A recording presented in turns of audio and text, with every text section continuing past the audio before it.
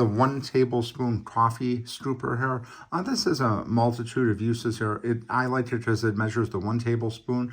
I use this for a process called oil pulling, where you basically you switch out mouthwash for coconut oil, and you just swish it around your mouth for anywhere between 5 and 20 minutes.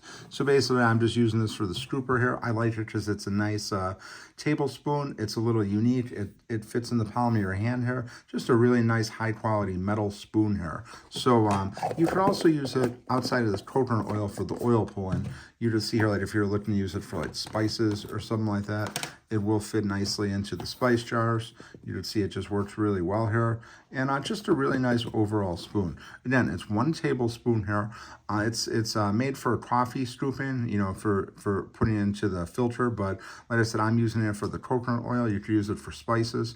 Pretty much anything you want to use it for, it's going to measure the 1 tablespoon. And what I like about it, it's made very nice. It's versatile. It's not going to like bend. You can run this through the dishwasher. It could scrape up, whatever. We do a lot of outdoor activities like camping and things like that. So when we are outdoors, we do bring this with us because we do like having the 1 tablespoon measurement, and it just works really well.